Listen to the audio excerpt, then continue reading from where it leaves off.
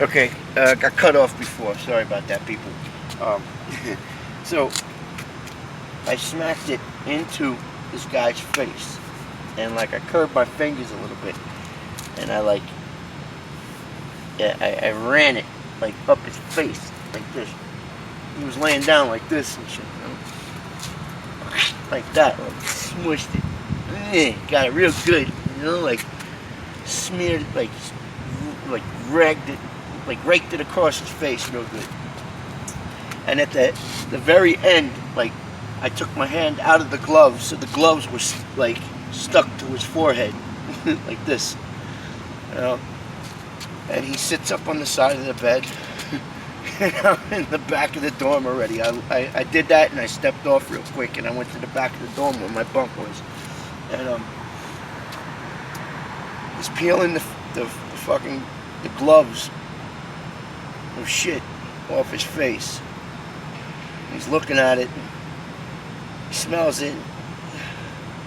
And he's like trying to like clear the shit from his eye sockets and his nostril. And he gets up and he goes to the bathroom. And he can't like believe, he's having a hard time breathing. He's got shit stuck in his teeth, shit stuck up his nose, shit stuck in his eye sockets, smeared all the way up to his forehead, from like right here to here. You know, so he goes into the fucking bathroom. He hits the light. I see. It looked like somebody like took his face, like took like a chocolate cream pie and smacked it on his face.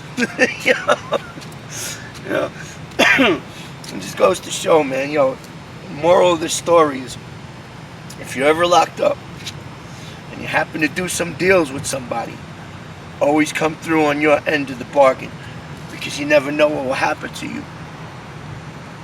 You know, if you try to fuck somebody over, stranger things have happened.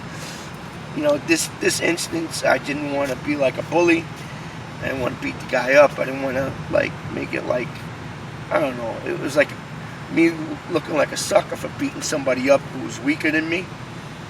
So, and then like I just took off upstate. Nobody knew exactly why, and then the guy could say whatever the fuck he wants about why I beat him up.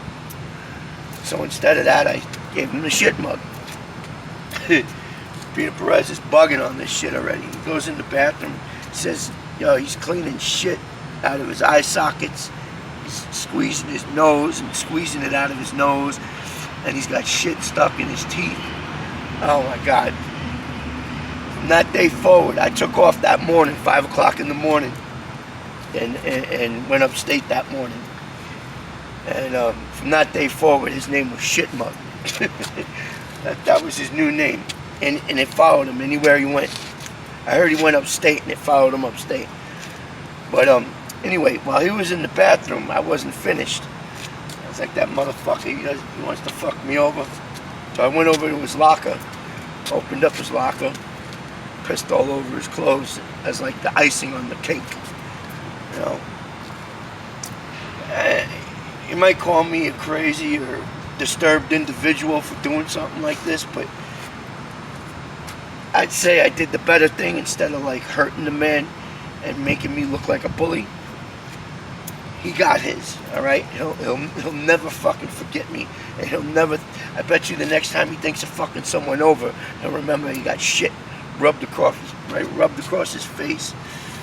He'll always remember that. That's what giving someone a shit mug is.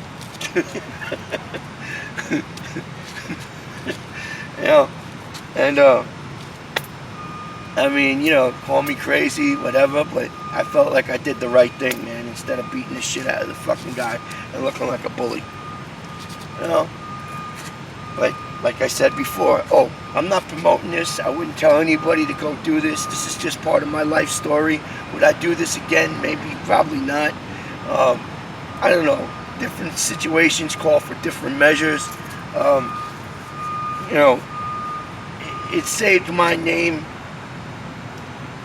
from being a bully, and then it made me look like I embarrassed him and humiliated him because he robbed me, and they got the real story. And so this is some crazy shit. This is another crazy Rikers Island story, you know, that I'm giving you. Like, who? Have you ever heard a story like that? You ever hear somebody getting a shit mug in Rikers Island? Well, you heard it now. You fucking heard it now. You know? Don't fuck nobody over, because you never know what the repercussions are gonna be behind fucking somebody over. So, you know, you could get beat up, you could get stabbed, you know, you could get robbed, you can get a shit mug. You can get humiliated, you know. You can get embarrassed in some way or another. I've seen people get spit in the face and shitted down through cells and stuff like that. I actually shit on some kitchen gloves and slapped it on the guy's face because he fucking wanted to play dumb and not pay me what he owed me. You know what I mean? So, you know, push comes to shove, I'm gonna shove. You know, that's just the way I am. That's how I grew up. I don't recommend this to anybody. It's not cool. Being in jail is not cool. Getting locked up is not cool. But it's just another story that I wanted to tell you guys, you know. And if you have any stories that you would like to share, I'd love to interview you. You know, leave some comments. If you have any questions for me, if you want to hear about certain things, how certain things are inside jail when you're in Rikers Island, you can ask me that. I'll tell you to the best of my knowledge. Also, please subscribe, smash the like button. I hope to hear from you soon. I really hope you like my stories. And, you know, I'm a few cards short of the deck, but, you know, I'm telling you, he had it coming to him, man. He had it coming to him, you know. And this is just one of many crazy stories that I've had in Rikers Island. You know, just being that one bid when I psyched out to the MO ward, that was like the end of me being there and me going upstate the next morning. I haven't even told you the half of all the shit that happened in between when I landed in that house to like that day when I left to go upstate. I was there for like, I think about 7.5 months. I finished the little whatever time I did for the 6th building while I was there. When I did that, it's funny, I had to do a turnaround. I had to go back over to the C-76 receiving room and do a turnaround. Like they released me and then put me right back into 11 mod, you know. And you know, that's just another one of my crazy stories. And I got a lot of stories just from that little